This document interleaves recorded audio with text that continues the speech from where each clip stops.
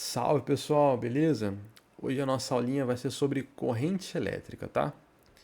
Tá aqui a nossa corrente elétrica. E aí, pessoal, vamos pensar o seguinte.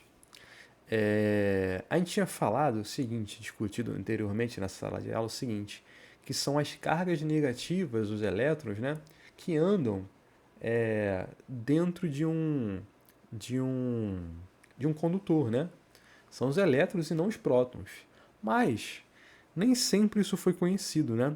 De maneira geral, pelas cargas positivas, lembra, quando a gente é físico, matemático, a gente tenta sempre se livrar de sinais negativos sempre, né?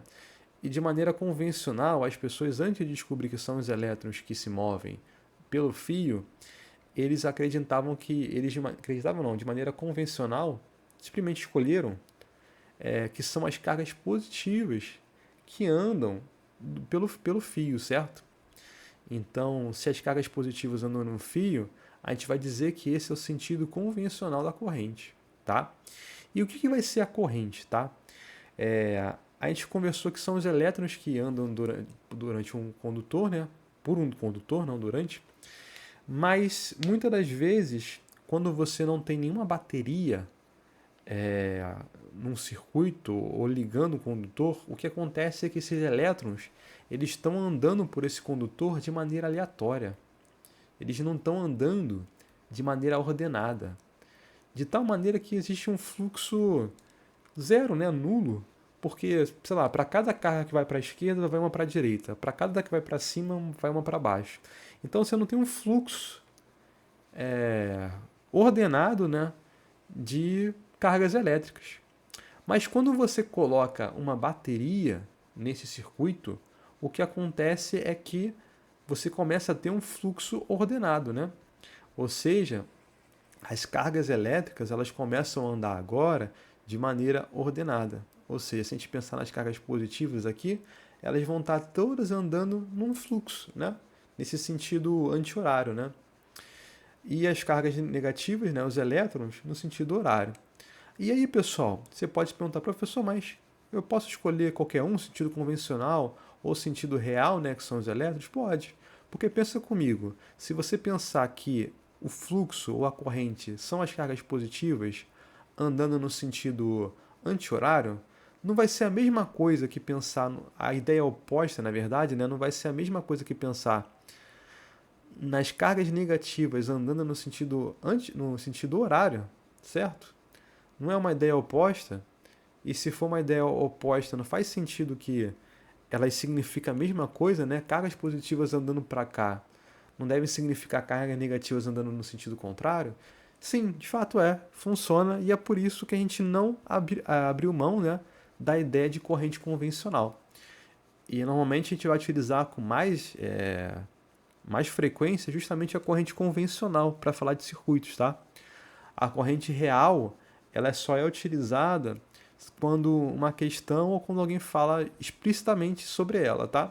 Quando a gente fala de corrente, a gente pensa justamente na corrente convencional, porque historicamente se fechou assim, né? Se ficou assim, pensar justamente nas cargas positivas.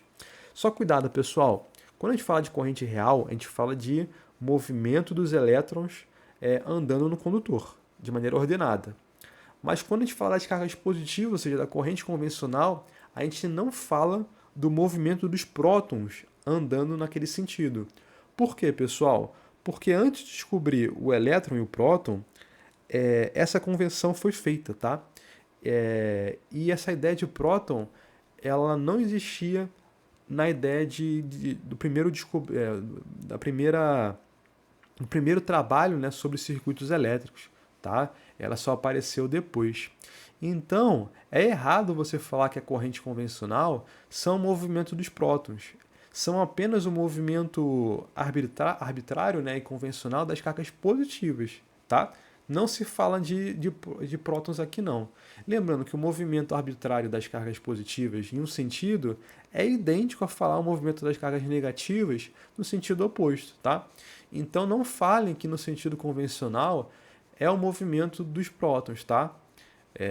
Você pode falar que a corrente real de fato é o movimento dos elétrons, mas não pode falar que a corrente convencional são dos prótons, tá? Essa é uma ideia errada, tá? inclusive anacrônica. Além de estar errado fisicamente, ela é anacrônica. E aí, pessoal, você pode se perguntar, professor, como é que eu calculo, então, portanto, essa corrente elétrica, né? A ideia é o seguinte, imagina que eu faço um corte nesse fio aqui, né? E aí vai aparecer para mim uma área transversal, certo? E aí, para você calcular a corrente elétrica, a intensidade dela, né?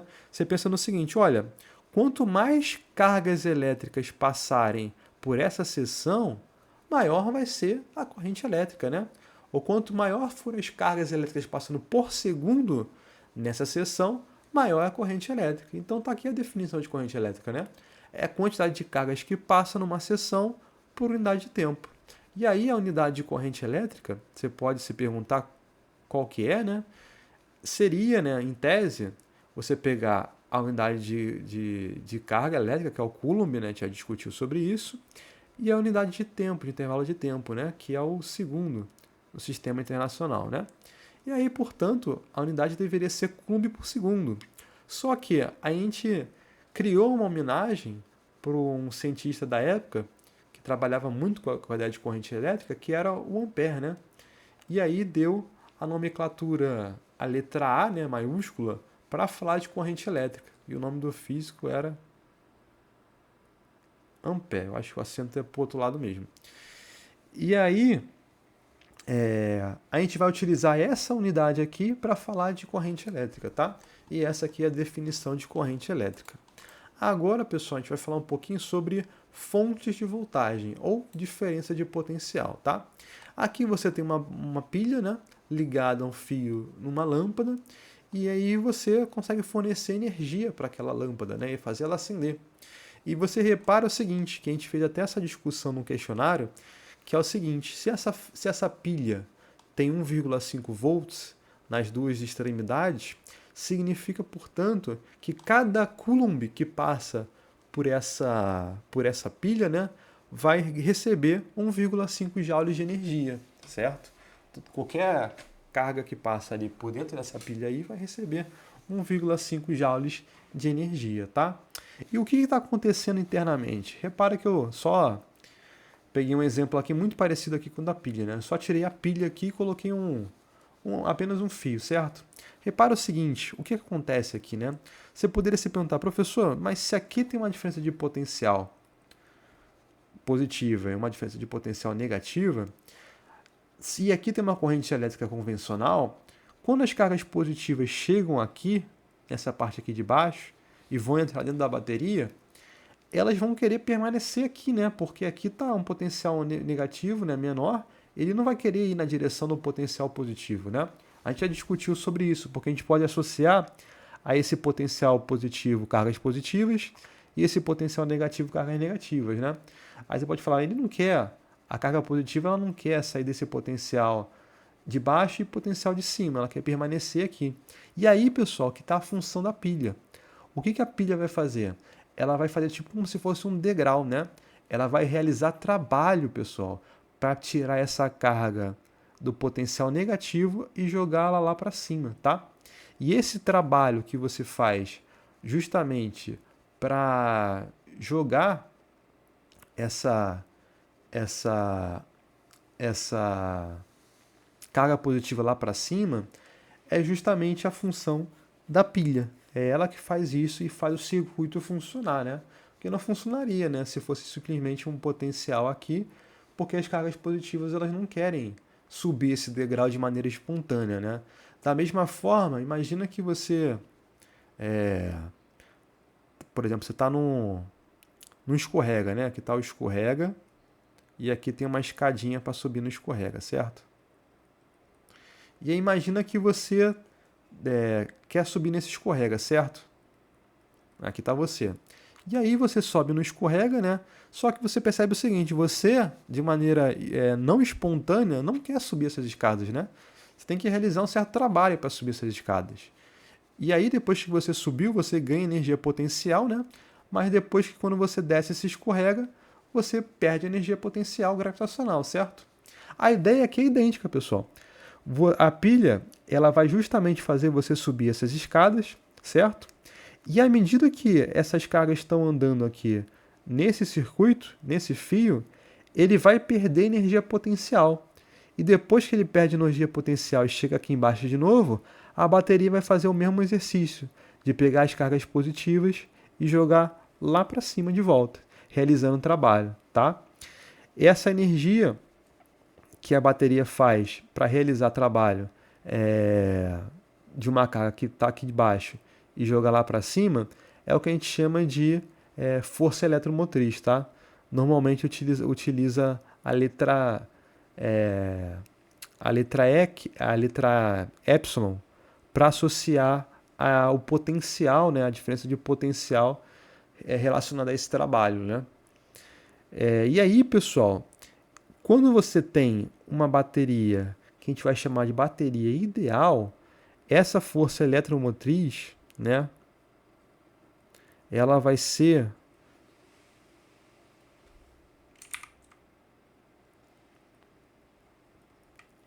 exatamente igual à diferença de potencial da bateria, tá? Só que em alguns casos você pode se perguntar, professor, mas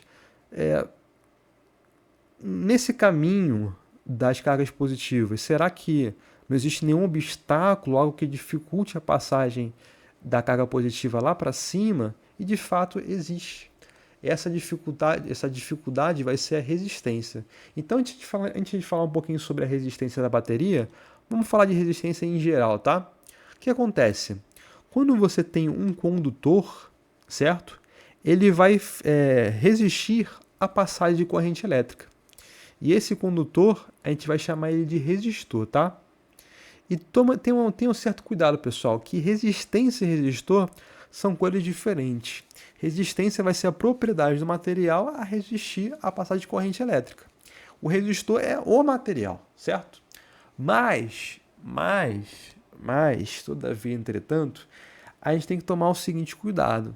Você não vai na rua chegar numa loja de material de construção e falar, poxa, eu quero um resistor elétrico. A pessoa vai olhar para tua cara e falar, o que ele tá falando, velho? O que esse cara tá falando? Talvez o cara entenda, tá? Mas se você falar, pô, de maneira, falar pro teu, sei lá, teu primo, teu pai, tua mãe, o chuveiro queimou, compra lá um resistor elétrico. É capaz de a pessoa olhar para você e rir da tua cara. Fala, que isso? Tá falando resistor elétrico? Porque é o seguinte, a ideia é que a linguagem científica, normalmente, ela se encaixa bem no contexto científico. E a linguagem cotidiana, ela se encaixa bem no contexto cotidiano, né? A gente já discutiu sobre isso. Existem diferentes tipos de linguagem e elas são utilizadas melhores em lugares específicos. Só que, para falar de ciência, resistor é aquilo, é o objeto, né? E resistência vai ser a propriedade. Mas no dia a dia não existe problema em você confundir essas coisas, né? Quando você não está falando com um cientista ou em algum seminário, algo do tipo, tá? Você pode confundir essas coisas. Como, por exemplo, a gente já discutiu sobre isso, sobre peso e massa, né? Existe essa confusão na linguagem cotidiana e que está tudo bem. Mas quando a gente for falar sobre peso e massa na linguagem científica, a gente fala que massa tem a ver com a medida de inércia, né? E peso com a força gravitacional, tá? Então vamos voltar para cá nessa discussão, né? Então a resistência elétrica é a propriedade do corpo e ela é medida em ohms, tá? E a ohms, a gente vai utilizar essa letra grega aqui, que é o ômega, tá? Para utilizar como unidade de resistência elétrica, tá? A própria resistência em si, a gente vai utilizar a letra R para falar dela, tá? A quantidade, tá? A grandeza física, tá? Mas a unidade dela vai ser a letra grega ohm, tá? Seguindo, pessoal, como a gente tinha falado antes, você pensa comigo, pô, aqui no primeiro slide, você deve ter no primeiro quadro, na verdade, né? Você deve ter pensado, pô, professor, como é que eu vou calcular ou contar a quantidade de cargas que passam numa seção transversal de um fio? Como é que eu faço essa conta? Não dá nem como é que eu vou enxergar os elétrons que estão passando ali naquele fio ali, contar a quantidade de cúmulos que ele tem e dividir pelo tempo que está passando naquela seção. Você fala, caramba, é uma dificuldade muito grande fazer algo desse tipo. Então, no dia a dia, um eletricista, por exemplo, ele não vai contar a quantidade de cargas elétricas que estão passando por uma seção transversal de um fio. o que ele vai fazer é utilizar a lei de Ohm, certo? O que é a lei de Ohm? Lei de Ohm é uma lei que relaciona essas grandezas físicas de um circuito entre si. Ou seja, eu tenho que a diferença de potencial de um circuito vai ser igual, ou seja, a diferença de potencial que uma bateria está fornecendo, vai ser igual à resistência daquele circuito vezes a corrente elétrica daquele circuito, tá? Então eu consigo encontrar a corrente elétrica através da resistência elétrica do circuito e da diferença de potencial desse circuito. Pessoal, um parênteses. Em alguns livros é muito encontrado que ao invés de você escrever ΔV, uma variação de potência elétrica, é a maneira mais correta de escrever mesmo, apenas V, tá? E não tem problema nenhum, tá? É uma maneira de você escrever a mesma coisa em alguns livros, em algumas apostilas, materiais didáticos, videoaulas, vocês vão encontrar esse ΔV como V, tá? E esse V representa a mesma coisa que o ΔV, tá? Que é a diferença de potencial de uma forma mais resumida, tá? Eu até esqueci de colocar o delta aqui, tá? Mas esse delta V e V vão ser absolutamente a mesma coisa no contexto de circuitos elétricos, tá? No contexto de potencial elétrico, V é V, é o potencial elétrico, delta V é a diferença de potencial, tá? É o DDP, tá? E também chamada de voltagem, tá? A gente não vai fazer muita distinção do que é a diferença de potencial, o que é voltagem. Alguns livros fazem, eu não vou fazer. No vestibular não vai ter essa diferença também. Então, vou utilizar essa linguagem como se fossem sinônimos, tá? R vai ser a resistência e I a corrente elétrica. Então, se você quer encontrar um dos caras sabendo os outros deles, né? Se você quer encontrar, por exemplo, a corrente elétrica sabendo a resistência elétrica e a diferença de potencial, que são as coisas mais normais de encontrar, né? Porque a diferença de potencial é aquilo que você sabe da tomada, né? 220 volts, 110 volts. E a resistência elétrica está no resistor, né? Na embalagem, lá é fornecida essa quantidade. Aí você encontra a corrente elétrica de maneira indireta, né? Não precisa contar a quantidade de coulombs que estão passando ali por segundo de uma seção transversal, tá? É assim que se mede, é assim que o eletricista mede, né? Depois a gente entra um pouco a detalhe quais são os aparelhos que ele utiliza, né? Para fazer essa medição, tá? Mas para não estender muito essa aula, em outro momento a gente fala sobre isso. E aí, pessoal, a gente tem aqui, por exemplo, a resistência de um fio, certo? Vamos tentar pensar um pouco sobre a resistência de um fio, certo? Qual que é o valor dela? Pensa comigo. Imagina que você está fazendo uma trilha, certo? E você, nessa trilha, é a corrente elétrica. Vocês são os elétronzinhos. Vocês são os elétronzinhos andando pelo condutor. Mas pensa que você está numa trilha. Qual trilha vai passar para você uma ideia de resistência maior? Uma trilha de maior comprimento ou uma trilha de menor comprimento, certo? Você deve ter pensado o seguinte: quanto maior for o comprimento dessa trilha, mais difícil é atravessar ela, certo? Quanto maior o comprimento da trilha, maior a resistência dessa trilha, né, para você terminar ela. Então você repara que a relação entre a resistência e o comprimento do resistor vai ser uma relação diretamente proporcional. Agora pensa comigo sobre a área aqui, nessa área aqui, transversal do fio. Se a trilha ela é muito estreita, ou bastante estreita, ela vai ser mais fácil ou difícil de você atravessar, né, do que uma trilha que é mais larga. Você deve ter pensado o seguinte, ó, quanto mais largo for essa trilha, mais fácil menos resistência, né, essa trilha vai ter para eu conseguir atravessar ela, certo? Então é uma relação de inversamente proporcional. Quanto maior for a área transversal, mais fácil é de os elétrons passarem por esse condutor e, portanto, menor é a resistência, certo? E a gente pode pensar por último no seguinte: você pode se perguntar o seguinte, diferentes materiais devem ter resistividades diferentes, né? Vão ter materiais que vão ser melhores condutores do que outros. Então, de certa forma, a gente tem que diferenciar qual material a gente está utilizando aqui. De tal maneira o seguinte, que quanto maior for a resistividade do material, certo? Que a gente vai utilizar a letra Rho, tá? Para a resistividade do material, maior vai ser a resistência desse material, tá? E aí você pode pensar o seguinte, né? Se quanto maior for a resistividade do material, maior a resistência, quer dizer então que quanto maior for a condutividade, menor vai ser a resistência, né? De tal maneira que a gente pode falar o seguinte, ó, que a resistividade do material, que eu vou chamar aqui de ρ, vai ser o inverso, né, da condutividade. Quanto maior for a resistividade do material, quanto maior for a resistividade, menor vai ser a condutividade desse material. Aqui eu usei a letra C para condutividade, não é muito usual, tá? Mas eu usei porque eu esqueci qual letra usa normalmente para condutividade, tá? Mas não é muito importante você decorar essas coisas não, tá? O importante é que essa aqui é a relação entre os elementos geométricos, né, do fio e a resistividade, não, e a resistência desse fio, tá? Quanto maior for o fio, maior a resistência do fio. Quanto maior for a área, menor a resistência do fio, tá?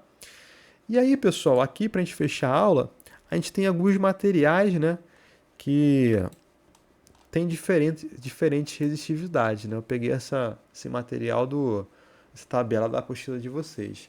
E tu repara o seguinte, a gente tem materiais, né, que tem resistividade maiores, resistividade menores. Por exemplo, aqui, ó, a gente vê que o prata tem a menor resistividade e que o tungstênio tem a maior resistividade, certo?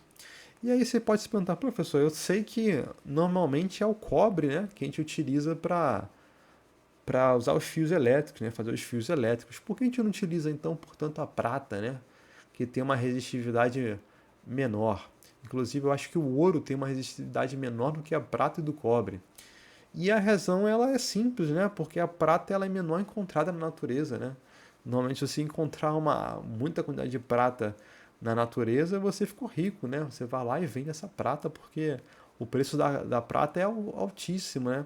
Então, no final das contas, utiliza-se o cobre por ser um material de maior abundância na natureza e tem um custo-benefício melhor, né? Repara que é muito próximo o valor do cobre e o da prata, certo? Por mais que a prata é, seja tem uma melhor resistividade, né? Tem uma pior, né, resistividade, né? Ou seja, maior condutividade. E você pode pensar o seguinte, né? O contrário também. Já que o tungstênio tem a maior resistividade, ele tem a menor condutividade.